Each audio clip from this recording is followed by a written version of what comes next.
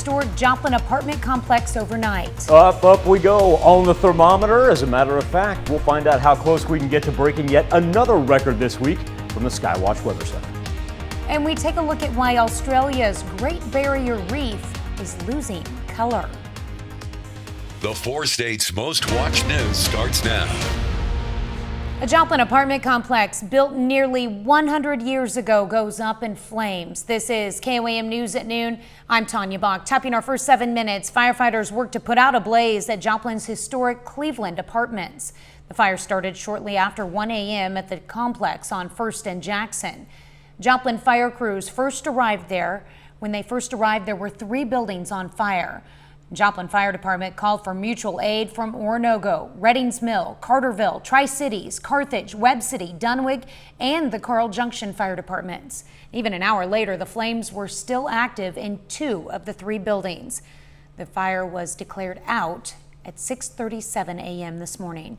Authorities say that the apartments were currently being remodeled and do not have any tenants. It's unknown if anyone was inside the structures as the fire began. Now, the Cleveland Apartments are part of the historic Murfreesburg neighborhood. The name comes from W.P. Cleveland, who invented a magnetic ore separating machine for the local mining companies in the early 1900s. Well, it's not even summer, but it's sure starting to feel like it outside. And really, Tanya, when we get to the 7-day forecast here, this doesn't look like it's a short-lived heat wave. We're going to actually carry our above-average temperatures into next week. Now, for the next 2 days, we're still talking about possibly breaking some records as we sit right now at 83 degrees over 7th and Rangeline. We're going to dive into what it feels like here in just a little bit because our humidity is going to continue to increase as we head toward the weekend and eventually bring us some rain. Magic number for today's high, it's only 88 degrees. And I say only 88 because we got up to 90 yesterday. As a matter of fact, yesterday for May 11th, tied the record at Joplin Regional Airport from 1963, 1980, and 2005. So we had 2022 onto that record-breaking list. Temperatures in between about 82. Look at Chanute pushing already up to 86. Throw Miami and Grove in there. As a matter of fact, that is about a 24-degree warm-up for portions of northeast Oklahoma compared to where we were pre-sunrise. Still looking great throughout the Midwest. Low pressure beginning to develop right here in the far western portions of Kansas and Nebraska. A little bit of thunderstorm activity, but this will actually make its way to the far northeast of us. Our thunderstorms really won't arrive until tomorrow morning. So our weather trend for today, once again, 89 or anything above. Easy record-breaking territory. Overnight, only back down into the 60s. Very, very comfortable. And then we get ready for Friday morning because as that low pressure advances toward us, we see the beginning of some thunderstorm activity early Friday morning, far western portions of southeast Kansas. And then we get a little intermittent break throughout the later morning and afternoon hours before it reemerges down to the south and central portion for late Friday night into Saturday morning. But like Tanya and I were talking about, while you'll see an initial dip in the temperatures when the storms do roll through, it quickly rebounds. We're still going to be in the mid-80s all weekend long. Coming up in a bit, Tanya, let's go ahead and break down what it actually feels like outside and when we're finally going to get a break from the humidity. It's always something that we're looking for a break from. The rain, the heat, the humidity, the wind. That's how I keep you on your toes. Yeah, you can tell we're from the Midwest. We got to complain about something, right? All right, thanks, Michael. Well, Joplin High School students are joining the nationwide calls for federal protections for abortion rights. Here's a look from our KOAM Skyview drone. Students at the school organized a walkout at noon today. And while it was approved by the administration, we're told students who do participate will have to walk completely off of school property. Calls for federal legislation have grown more urgent following last week's release of a leaked Supreme Court draft opinion. It signals the court may be posed to overturn Roe v. Wade after almost half a century. Yesterday, Senate Democrats failed in their efforts to advance a bill aimed at guaranteeing abortion nationwide. Missouri is one of several states that are set to restrict or completely end access to abortion if Roe v. Wade is struck down by the High Court. We'll have more from today's walkout on the KOAM News at 5. Well, wildfire is still burning in Southern California. It has already scorched about 200 acres and destroyed at least 20 homes. No major injuries or deaths have been reported. Dina Demetris has the latest from Orange County, California. Firefighters sprayed water on what's left of multi-million-dollar homes in an upscale neighborhood about 50 miles south of Los Angeles. Crews spent all night battling the fast-moving blaze. Residents of Laguna Niguel have been evacuated and a state of emergency has been declared. Fire crews on the ground went house to house trying to contain the fire. From the sky, planes dropped retardant in hopes of stopping the spread. We have helitankers and we've got ground crews and we have every fire engine available in the area to come and put this fire out. Orange County officials say a 50 by 50 foot vegetation fire was first reported Wednesday around 2:44 p.m. local time. Less than an hour later, the fire spread to a roughly 3-acre area. An hour and a half after that, it was 10 times the size. The hot spots are fewer and the smoke is starting to clear a little in this Laguna Niguel neighborhood. The fire is out, but not before a wall of flames destroyed home after home. Laguna Niguel resident Brianna Kavinsky couldn't reach her pets in her home. I guess we'll wait here because I'm afraid to go further. But firefighters came through, rescuing Brianna's cat. I know they have huge things to deal with right now, so it was very thoughtful for them to save my animal. The cause of the fire is under investigation, and that will include a notice from the power company, Southern California Edison, about circuit activity occurring close to the time the fire erupted. Dina Demetrius, CBS News, Laguna Niguel, California. Public utility companies are required to notify the state if their equipment was possibly involved in any wildfire incidents. Ukrainian soldiers are trying to regain more ground as they try to push Russian soldiers further away from the city of Kharkiv. In the south, the mayor of Mariupol says evacuation routes for civilians have been cut off, and the soldiers trapped in the steel mill grow more desperate.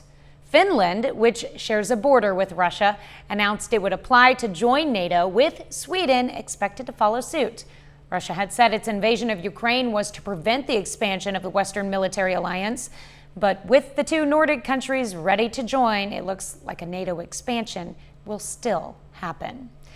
That's a look at today's top stories and weather in our first 7 minutes. Up next on KOAM News at noon, experts say climate change is stressing out the world's greatest underwater treasure. We take a closer look at the Great Barrier Reef and its fading color. And later, we're making a sugar cream pie in the Mr. Food Test Kitchen. Scientists have spotted more trouble for the Great Barrier Reef, the world's largest coral ecosystem. New findings show climate change is robbing the reef of its color. CBS's Tina Kraus reports. The colorful coral of Australia's Great Barrier Reef is fading fast. Scientists surveying the underwater ecosystem found 91% of the areas they visited this year experienced bleaching. This is heartbreaking. This is deeply troubling. It shows that our barrier reef really is in very serious trouble indeed. Scientists blame a prolonged summer heat wave and warming waters from climate change. It's the fourth mass bleaching that's hit the world's largest coral reef system in 7 years. It's always sad because I feel like this shouldn't be happening. We should have been able to fix this. Climate activists are calling on Australia's government to act now to stop the destruction of the reef. It is climate change that is driving the bleaching of the reef. Climate change itself being driven, of course, primarily by the burning of coal, oil and gas. Scientists hope most of the coral can recover, but say the survival of the reef is in jeopardy. If we're to have any shot of a living reef in future, we have to be bringing emissions down very quickly through the 2020s. One of the world's greatest underwater treasures is depending on it. Tina Kraus, CBS News. The United Nations cultural organization Unesco is considering downgrading the Great Barrier Reef's World Heritage status because of the damage from climate change.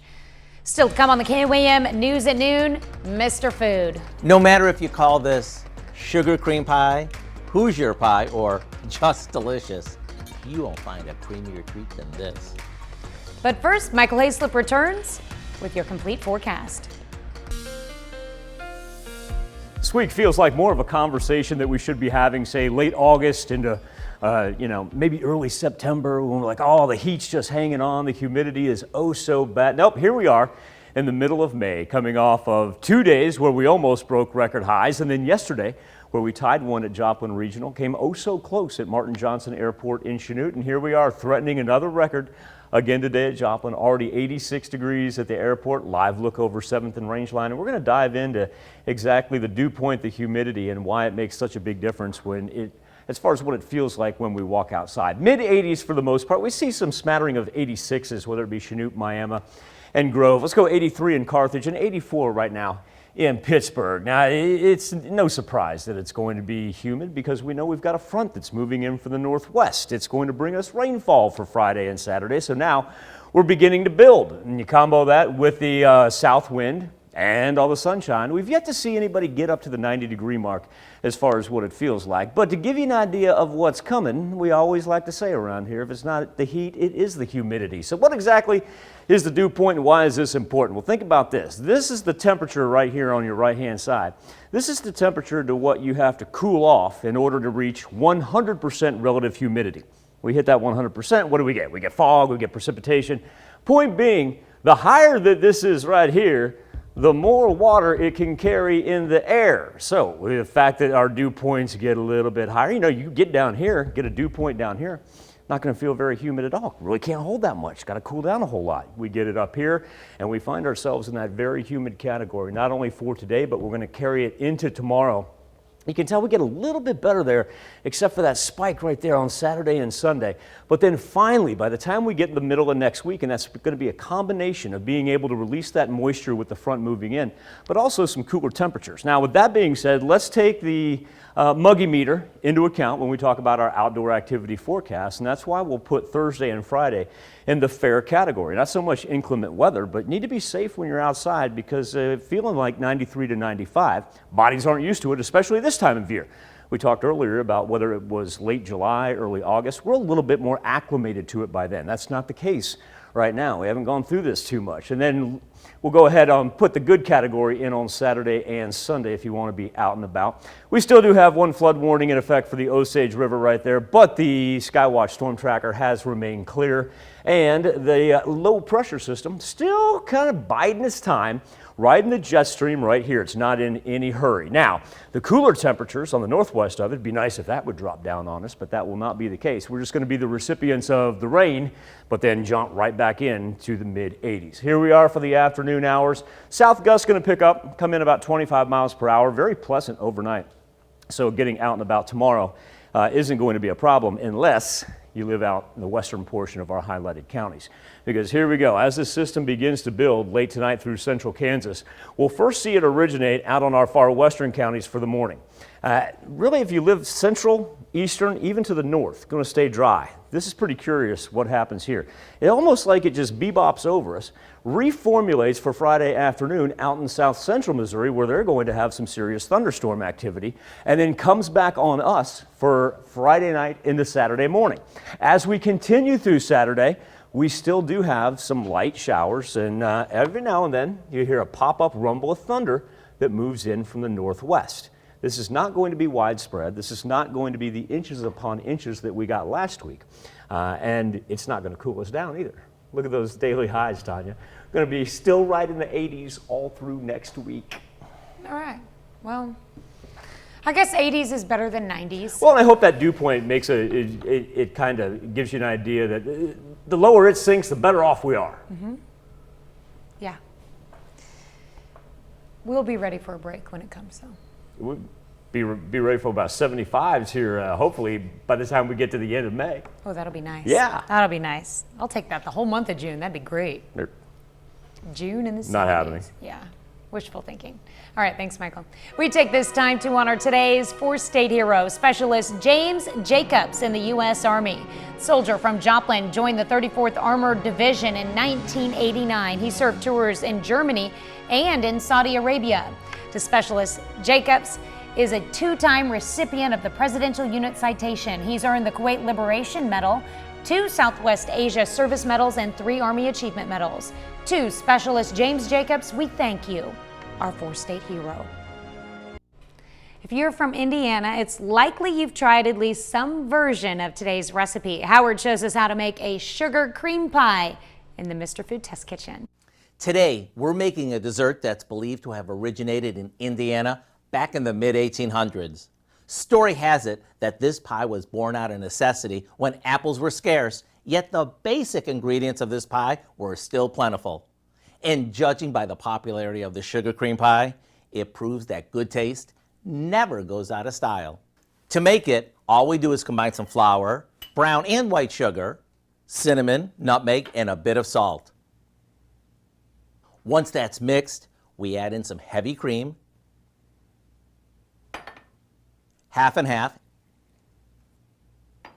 and a splash of vanilla. Now, we mix this well and pour it into a pie crust. I actually like to set my pie plate on a baking sheet just in case it sloshes over the sides when I carry it to the oven. You know, this pie is often confused with a custard pie, but let me tell you, they're not the same thing, because a true custard pie has eggs in it and this doesn't. After this comes out of the oven, we finish it with some cinnamon sugar before letting it cool. Then get ready for a super creamy, super rich pie that has stood the test of time. I hope you'll go online and get the recipe for our sugar cream pie, or as some call it, Hoosier pie. And when it's this good, it really doesn't matter what you call it. I'm Howard in the Mr. Food Test Kitchen, where today we found an old world way for you to say, ooh, it's so good. We can find this recipe along with a lot more good food from the Mr. Food Test Kitchen online. Just go to our website at koamnewsnow.com. Here's a look at our 4 state market prices.